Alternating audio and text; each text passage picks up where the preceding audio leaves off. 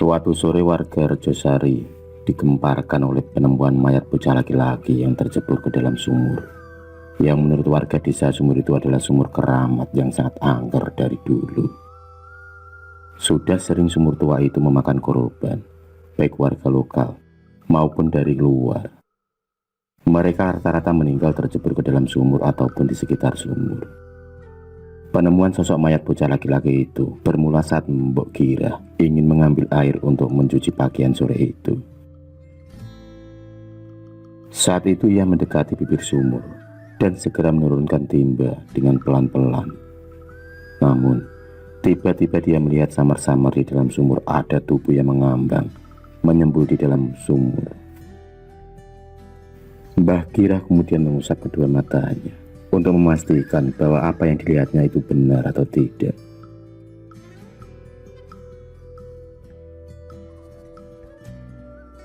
Tali tampar pun turun mengenai tubuh tersebut. Mbok Gira sontak kaget, tak mengira kalau itu adalah sosok manusia. Mbok Gira yang kaget dan takut langsung berlari ke rumah warga setempat yang paling dekat dari sumur tua tersebut. Mbok Gira lari seperti dikejar setan. Keringat dingin pun bercucuran di wajahnya.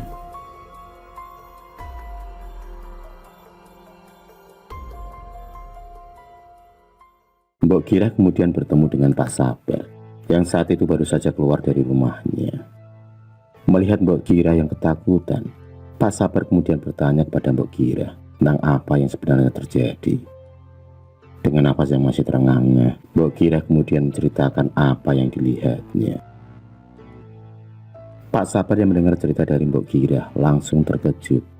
Pak Sabar kemudian segera melapor ke rumah Pak RT yang terletak tak jauh dari rumahnya. Pak RT dan beberapa warga kemudian berjalan menuju ke sumur yang dikeramatkan itu. Sumur yang menurut warga adalah sumur yang angker. Mereka penasaran dengan apa yang terjadi. Sesampainya para warga dan Pak RT di sumur tua itu, mereka lantas mencari tali tambang untuk turun ke dasar sumur. Pak Radmin lah yang berani untuk turun ke dalam dasar sumur tersebut.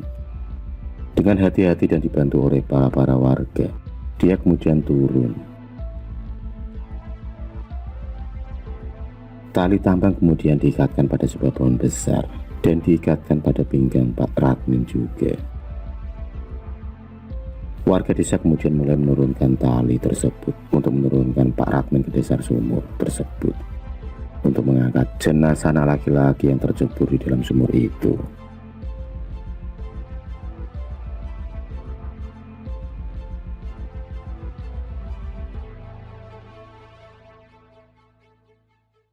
Sesampainya di dasar sumur, Pak Radmin mendapati tubuh bocah yang telah meninggal.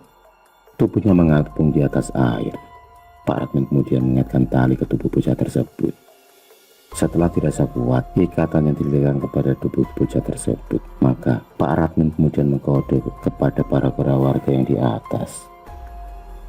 Beberapa warga yang sudah bersiap-siap kemudian segera menarik tali tambang yang dikaitkan pada Pak Radmin bocah tenggelam tersebut. Setelah berjuang susah payah, akhirnya Pak Radmin pun sampai di atas sumur.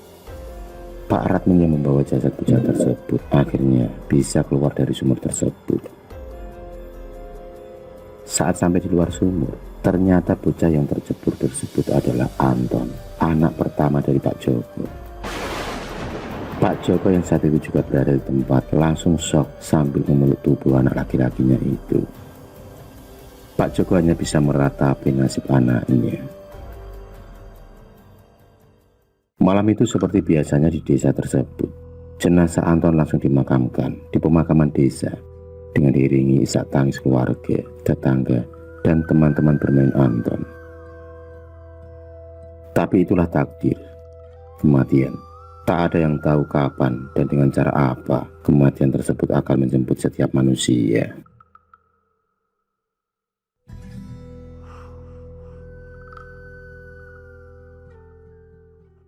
Kematian Anton membuka kembali ingatan lama tentang sumur tua tersebut.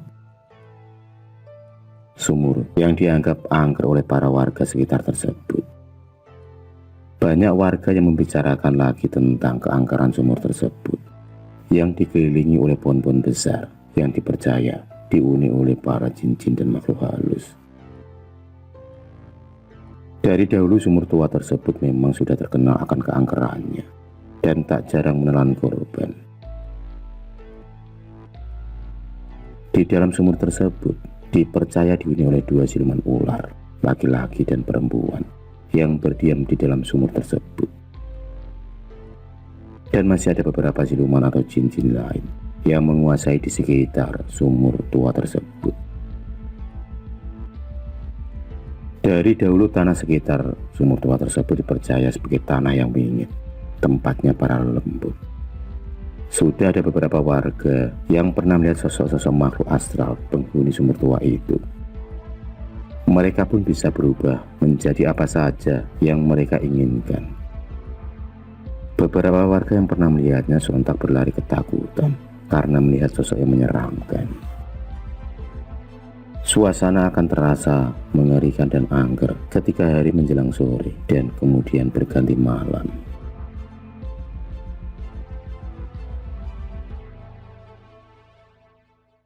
Pernah ada beberapa paranormal yang didatangkan untuk menetralisir lokasi sumur tua keramat tersebut.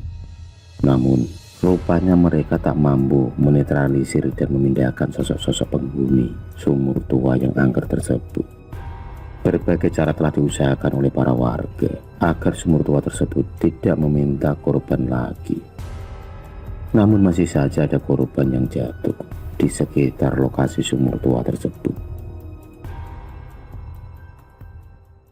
Beberapa paranormal sampai terpelanting muntah darah saat berusaha dan bertarung melawan sosok-sosok penghuni sumur tua tersebut. Karena menurut mereka, ternyata sosok-sosok penghuni sumur tua tersebut tak sedikit jumlahnya. Bahkan, jumlahnya bisa ribuan.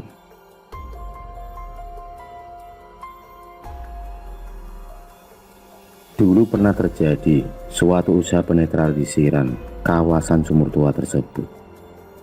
Namun tiba-tiba banyak warga yang kesurupan massal di lokasi tersebut saat melihat penetralisiran. Dan alhasil, acara pun dihentikan untuk mengeluarkan dan menyembuhkan kembali para warga yang kerasukan. Saat itu, suasana sangat mencekam bagi para warga.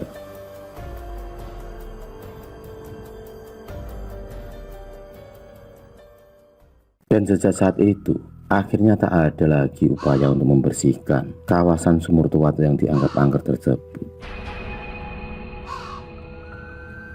Karena menurut para warga, terlalu besar kekuatan yang menguasai tempat tersebut. Sejak saat itulah, keangkeran sumur tua itu bertambah menjadi lebih angker dan wingit. Memang selama ini sumur tua itu sudah menelan beberapa korban yang jatuh dan mati di sumur tua itu, dan korban-korban yang meninggal di sekitar sumur tua tersebut. Menurut para warga, mereka pasti dijadikan tumbal oleh penguasa sumur angker tersebut. Beberapa warga sering mendengar ada suara tangisan dan melihat sosok-sosok bocah dan sebagainya di sumur tua tersebut sedang menangis sedih. Namun tiba-tiba menghilang. Sampai kini, sumur tua itu masih dibiarkan oleh para warga desa. Tak ada yang berani mengusik ketenangan sumur tua tersebut. Rumput-rumput liar dan semak-semak belukar yang tumbuh menjulang dan pohon-pohon besar yang berjajar mengelilingi sumur tua tersebut membuat keangkeran sumur tua itu menjadi tambah wingit dan angker. Sampai kini, sumur tua tersebut memang dianggap paling angker di desa Rejosari.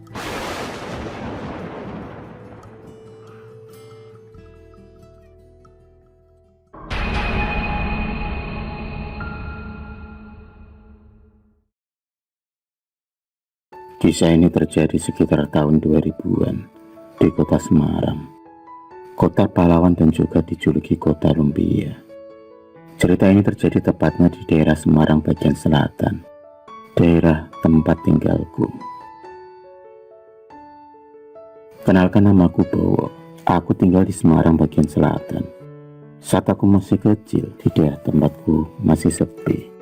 Hanya ada beberapa perumahan dan perkampungan warga asli. Sebagian besar kelurahan masih terdiri atas kebun dan tegalan milik warga asli.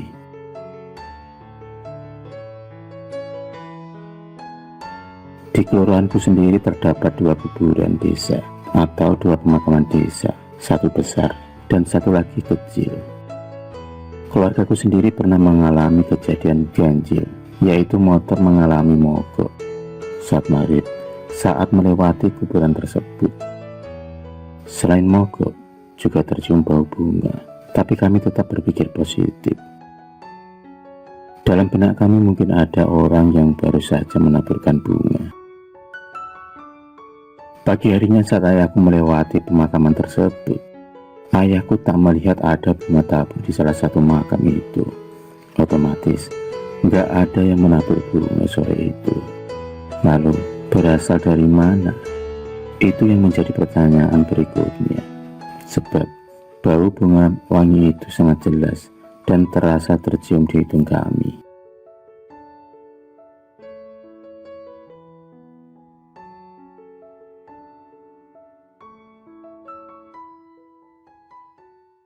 Ada cerita lagi yang dialami oleh salah satu anak tetangga. Sebut saja namanya Agus. Saat itu Agus bercerita kalau dia melihat ada sosok pocong yang membonceng di sela-sela pengendara motor. Saat itu Agus tengah dibonceng oleh ayahnya. Anehnya pocong tersebut bisa berada di antara pembonceng tersebut. Pocong tersebut berada di tengah antara yang di depan dan yang di belakang. Entah bagaimana caranya hal itu bisa terjadi. Saat itu Agus yang masih kecil terlihat sangat ketakutan. Ayah Agus pun bertanya dan kaget, kenapa Agus tampak ketakutan. Agus dengan polosnya menjawab kalau dia melihat ada pocong yang tengah membonceng motor di depannya. Hanya Agus yang melihat pocong tersebut, yang lainnya tidak. Pemotor dan pembonceng yang diikuti oleh pocong tersebut juga tidak tahu dan tidak mengalami masalah apapun. Pemotor tersebut masih saja santai menjalankan motornya, melaju dengan santainya. Dan tidak terjadi masalah apapun dengan motornya. Sang pengendara tersebut tidak melihat kalau ada pocong telah mengikutinya.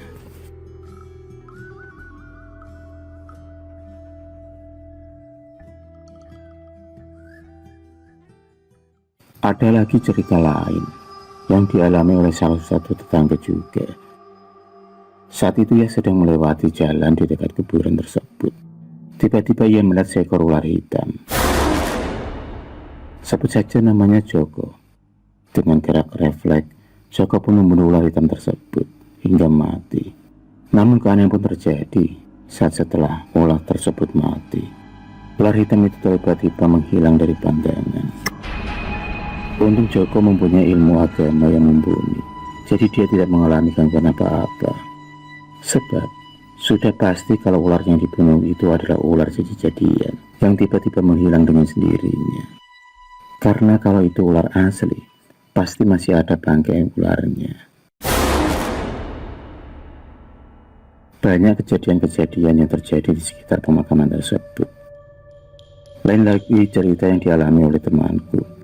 Saat itu ia melihat ada kuntilanak makan mie. Temanku pun bertanya kepada orang dewasa yang berada di dekat wanita tersebut. Tapi saat itu, temanku tidak menyadari kalau yang tengah makan mie di atas pohon tersebut adalah kuntilanak. Aneh juga, kuntilanak kok makan mie.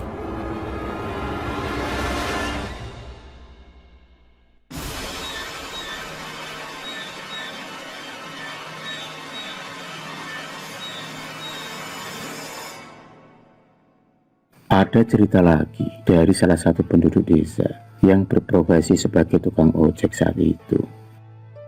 Saat itu ia tengah mengantarkan dukun beranak di salah satu rumah warga yang saat itu akan melahirkan. Sebut saja namanya Mas Tono.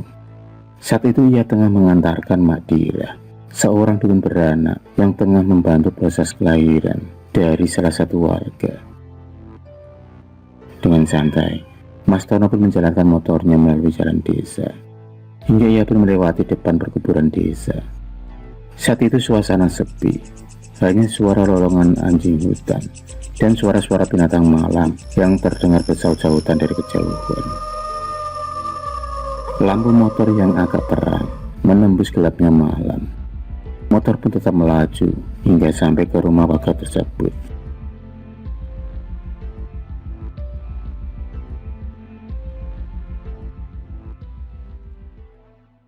Tak berapa lama kemudian sampailah Mas Tono mengantar Mbak Dira ke lokasi yang dituju.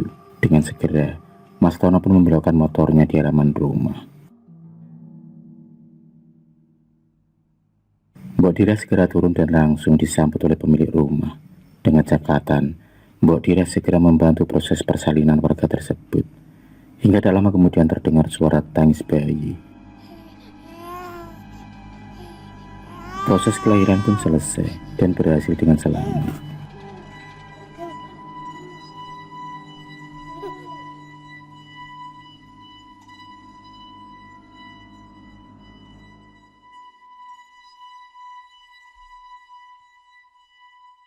Karena hari sudah larut malam dan proses masih membutuhkan jasa Mbok Dira, maka Mbok Dira pun menginap di rumah tersebut. Sedangkan Mas Tono pun meninggalkan Mbok Dira pulang sendirian. Mas Tono kemudian berpamitan untuk segera meluncur pulang, meninggalkan Mbok Dira yang diminta untuk menginap di rumah warga tersebut. Mas Tono pun kemudian menghidupkan motornya, dan segera Mas Tono pun memutar gas untuk meninggalkan rumah tersebut.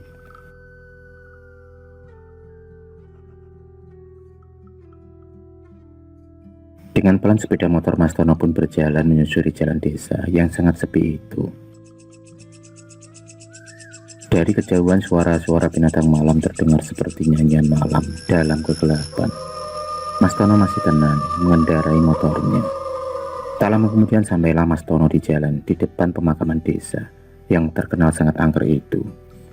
Tiba-tiba Mas Tono merasakan bulu kuduk yang merinding di sekujur tubuhnya. Perasaan Mas Tono kini mulai cemas dan was-was. Rasa takut mulai menggelayuti pikirannya. Entah kenapa malam itu ia seperti merasakan akan ada kejadian yang menimpanya.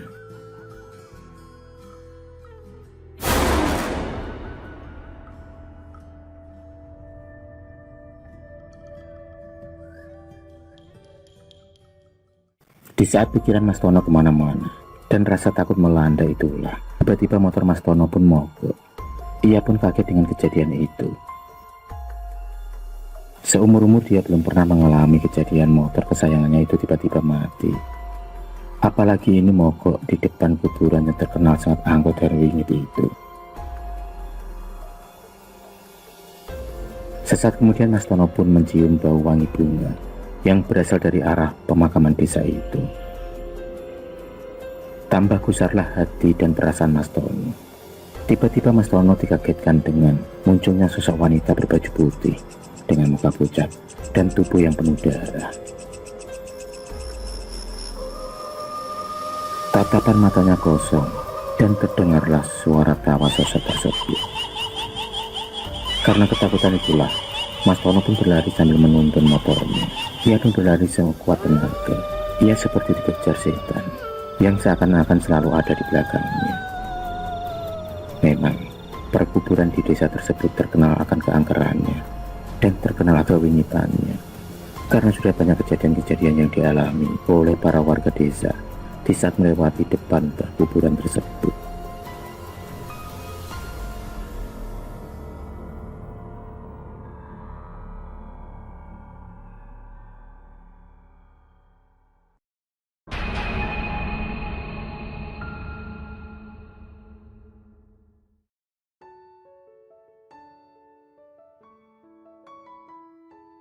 Darmaji, atau yang akrab dipanggil dengan nama Pak Haji. Sore itu sedang melakukan kegiatan santainya.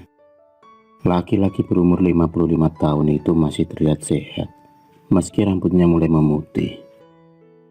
Saat sedang asik dengan burung-burung kesayangannya, tiba-tiba dia didatangi oleh sekelompok pemuda yang memperkenalkan diri sebagai wartawan sebuah majalah mistis. Ketika pemuda tersebut terlihat sopan dan sangat santun, Pak Haji heran akan kedatangan tamu yang tak dikenal itu. Pasalnya selama ini dia tak merasa ada urusan dengan orang lain selain keluarganya. "Assalamualaikum Pak," ucap salah satu dari mereka. Pak Haji membalas salam dan mempersilahkan tamunya itu untuk duduk. Tanpa basa-basi ketika pemuda itu pun memperkenalkan dirinya. Maksud dan tujuan antara Dito, Agung dan Bima itu diutarakan kepada laki-laki berkumis tebal tersebut dan berbadan tegap. Ya, perawakan Pak Haji memang sangat atletis, meski di usianya yang tak muda lagi. Maka tak heran, dulunya dia dinobatkan sebagai kepala security di sebuah perusahaan besar. Sambil minum kopi hangat, mereka asik ngobrol dan akhirnya Dito pun mengawali maksud dan tujuannya, yaitu menjadikan Pak Haji sebagai narasumber dari kisah Menara Saidah yang begitu menyeramkan. Pak Haji dianggap orang yang paling tepat, lantaran beliau adalah satu-satunya yang mengetahui seluk-beluk dari gedung berlantai 28 itu. Awalnya Pak Haji keberatan untuk bercerita, karena dia sudah melupakan kisah yang paling menyeramkan dalam hidupnya kala itu. Tapi karena desakan dari ketiga pemuda tersebut, akhirnya Pak Haji bisa luluh dan mulai mengawali ceritanya pada tahun 2009, di mana pada tahun itu Pak Haji mulai bekerja di sebuah perusahaan besar.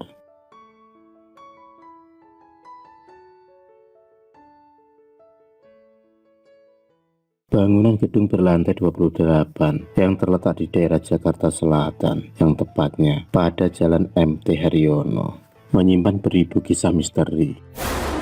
Banyak cerita-cerita miring yang keluar dari mulut para karyawan. Mereka mengatakan sering mengalami teror hingga akhirnya mereka pun memilih resign karena sudah tak tahan lagi akan gangguan-gangguan para makhluk yang tak kasat mata. Hanya Pak Haji lah yang bernyali besar. Mungkin demi menghidupi keluarganya, dia rela berdampingan dengan makhluk-makhluk astral penghuni Menara Saidah. Konon, banyak cerita-cerita miring dari gedung tersebut.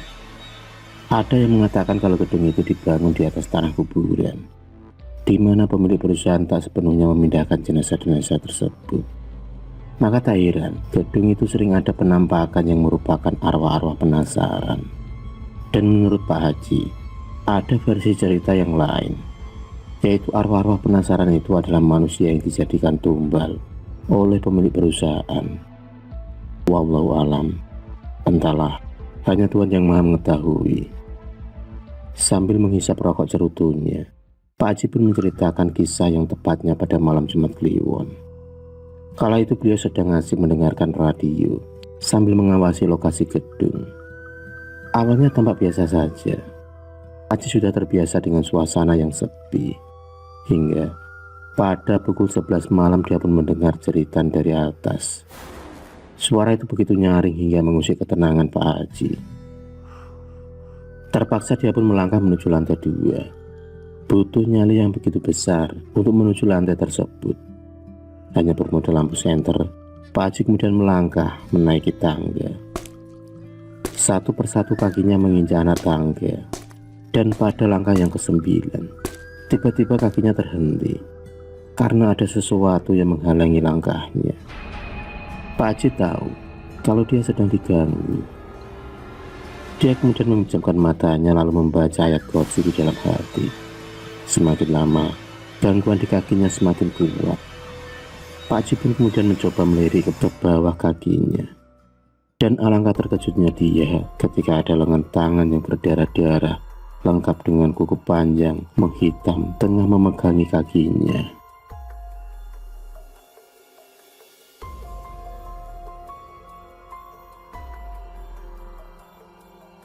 Pak Haji dengan sekuat tenaga mengalahkan rasa takutnya. Dia mengambil sebuah tongkat yang ada di sampingnya, mengucap takbir sambil memukul-mukulan tongkat tersebut ke arah potongan tangan tersebut.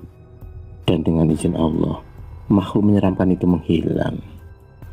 Dengan nafas yang masih tak beraturan, Pak Haji kemudian melanjutkan langkahnya menuju ke lantai 2. Karena lama tak terpakai, fasilitas lift pun tak dapat berfungsi. Hanya bisa lewat dengan tangga darurat lah satu-satunya cara Pak Haji untuk naik ke lantai atas. Akhirnya Pak Haji sampai juga di lantai tersebut.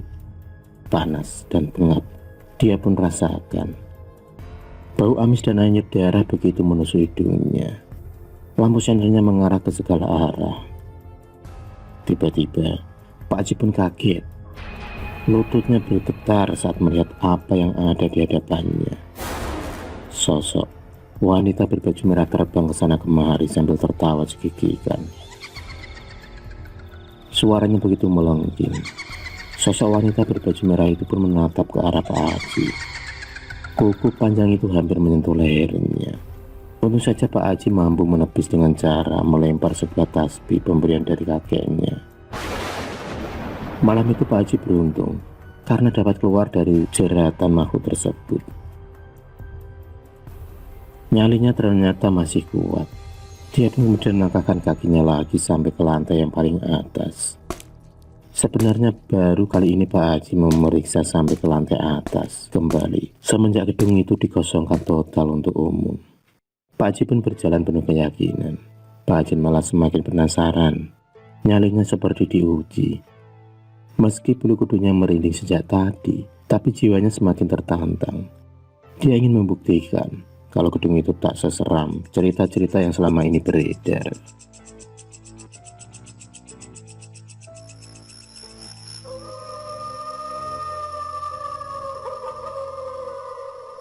Hingga pada akhirnya Pak Haji merasakan kalau gedung itu miring.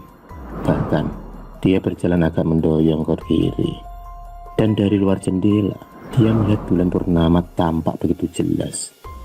Lagi-lagi Pak Haji melihat keanehan. Ada kelelawar dengan ukuran yang sangat besar. Kelelawar tersebut meraung layaknya serigala kelaparan. Sayapnya mampu membuat kaca-kaca gedung retak. Sungguh pemandangan di luar nalar. Bahkan orang tak akan percaya kalau belum menyaksikannya sendiri. Melihat keanehan tersebut, Pak Haji pun kemudian berjalan mundur. Jantungnya berdetak kencang. Nyalinya tiba-tiba menciut. Dia kemudian menuruni tangga, meninggalkan makhluk raksasa tersebut. Penampakan kelelawar itu bukan seperti hantu, melainkan menjurus pada monster. Gigi taringnya yang tajam, seolah haus akan daging manusia. Maka dia pun kemudian memutuskan lari dan melupakan kejadian malam itu. Beruntungnya Pak Haji mampu kembali ke pos penjagaannya dengan selamat. Meski tubuhnya penuh dengan keringat dingin, tapi dia masih bersyukur karena selamat dari maut. Tapi ternyata setelah kejadian malam itu, Pak Haji semakin sering mengalami teror. Bayangan putih keluar masuk lift sering dia temui. Bahkan wanita bergaun merah tak segan-segan mengganggu dia dalam bertugas. Suara-suara aneh kerap menusuk gendang telinganya. Tapi demi ekonomi Pak Haji masih kuat bertahan, mengingat sulitnya mencari pekerjaan di kota besar seperti Jakarta.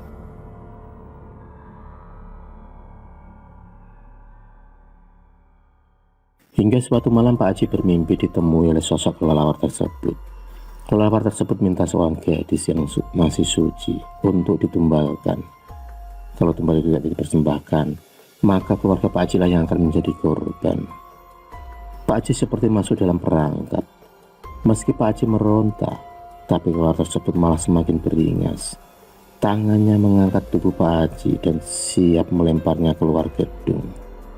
Pak Haji pun berteriak sekuat tenaga dan menyebut nama Allah berulang kali. Tiba-tiba ada seorang wanita yang memanggil namanya. Dialah sang istri. Pak Haji pun dapat bernafas lega karena kejadian malam itu hanyalah mimpi buruk. Tapi anehnya mimpi itu datang terus-menerus, seolah kelelawar itu benar-benar menginginkan seorang gadis untuk ditumbalkan. Karena Pak Haji takut akan teror-teror itu menjadi nyata. Dengan terpaksa, dia kemudian mengundurkan diri meski tanpa pesangon. Dia tak ingin lagi berurusan dengan hal-hal gaib yang membuat senam jantungnya. Akhirnya setelah Pak Haji keluar dari pekerjaannya, dia mendapatkan pekerjaan sesuai profesinya. Dan yang paling penting, dia terhindar dari teror kelelawar raksasa tersebut. Sampai sekarang, Pak Haji tak berani lewat daerah Menara Saidah. Bayang-bayang kelelawar masih mengisi otaknya.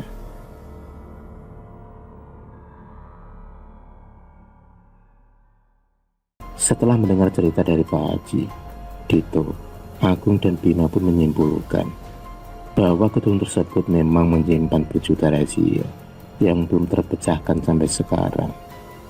Semua atas kehendak Allah.